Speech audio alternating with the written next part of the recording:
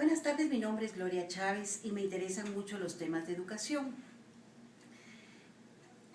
La comunicación es un fenómeno que está bastante ligado a la educación. ¿Y en qué sentido? Los medios de comunicación nos educan de alguna forma, nos dan herramientas para poder crear conocimiento, nos crean criterio para poder emitir opiniones y los tenemos bombardeándonos de información cotidianamente. Cotidianamente recibimos mensajes, cotidianamente los procesamos y cotidianamente nos estamos formando ideas acerca de lo que es el entorno. Esto es, en alguna medida, también educación. Estos medios de comunicación a través de la historia han evolucionado, han tomado diferentes formas, algunos incluso han desaparecido.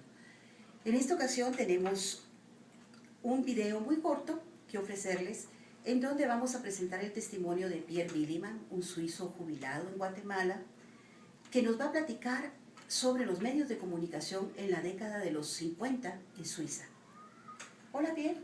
Hola, Gloria. Quisiera preguntarte, en 1950, en Suiza, ¿qué medios de comunicación existían? Los medios de comunicación estaban principalmente de manera de monopolio entre las manos del correo. En Suiza, de hecho, había sido una red de correo muy eficiente que ofrecía un correo de cartas, telegramas y teléfonos. Bueno, yo podría hablarte de cartas, por ejemplo. Las cartas fue realmente la manera más practicada en su tiempo. Por ejemplo, todo el negocio fue el objeto de intercambios de cartas. El sistema fue tan eficiente que tú vas a mandar una carta hoy y que la empresa va a recibir tu mensaje mañana pidiendo, por ejemplo, una oferta.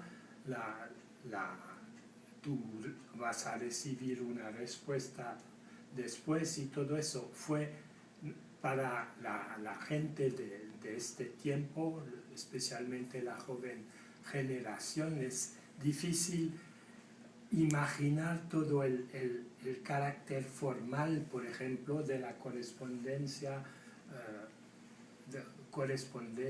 comercial que había.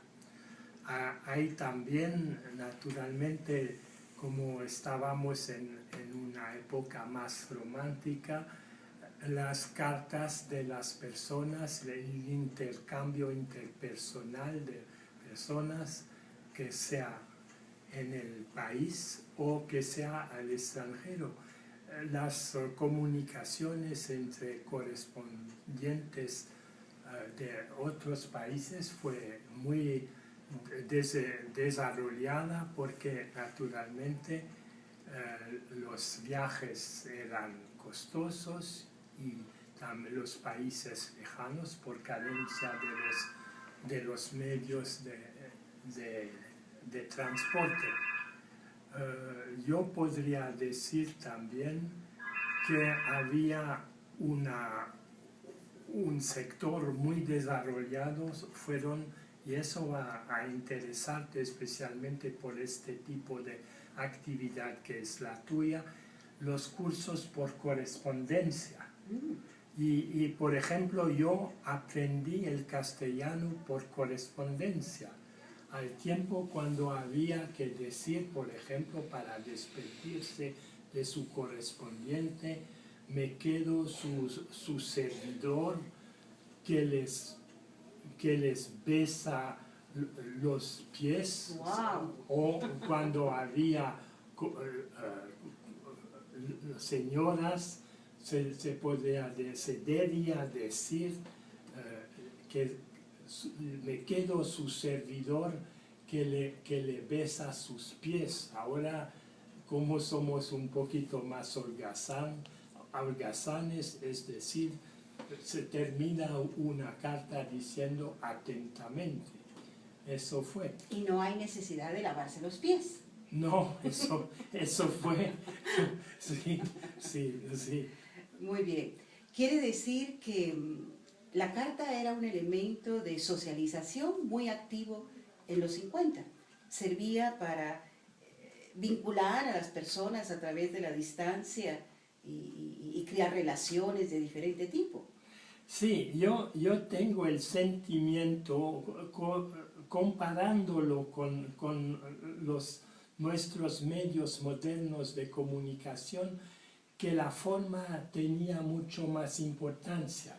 La prueba es que hay en la literatura de muchos países correspondencias entre personas que sean intelectuales o no, que son realmente archivos de literatura. Ahora yo estoy seguro que ya no existen tipos de chats, ¿cómo se dice? Chats en español, o de correos electrónicos. Sí, tú te refieres al contenido de sabiduría que podía guardar un documento escrito en una carta. Es decir, la forma era tan importante y el tipo de relación que había entre intelectuales, etcétera, podía quedar como un testimonio registrado de cierta idea, de cierto pensamiento profundo, que ahora en el chat no tenemos posibilidad de que quede, porque prácticamente te conectas un momento, hablas y reflexivamente, porque la comunicación es sumamente fluida, y posteriormente apagas la computadora y todo se perdió. En cambio, una carta queda. Sí, ciertamente. Yo tengo el sentimiento que, por ejemplo, un chat es exactamente lo que se dice en inglés, es decir, es una charla, una charlita. Cuando, por ejemplo, la carta en este tiempo fue un objeto reflexivo, fue un acto de pensamiento, yo debo escribir tal o tal cosa, y se podía juzgar exactamente de la intención de su correspondiente. Ahora yo tengo el sentimiento que mucha gente puede escribir tonterías y después decir, no lo habría podido decir así. Se escribe primero y luego se piensa sobre lo que se escribe. Sí, sí. Interesante tú. Y fue exactamente al contrario, lo pienso ahora. Tenías un dicho en latín muy interesante, que era... Sí. Bueno, voy a mostrar mi conocimiento de latín, que estudié durante 7 años. Es que verba volant y scripta manent. Es decir, sed scripta manent, para ser exacto. ¿Qué quiere decir? Que quiere decir que las palabras vuelan, pero que los escritos se quedan. Las palabras vuelan, lo escrito se queda. Con esa frase los dejamos y muchas gracias por su atención.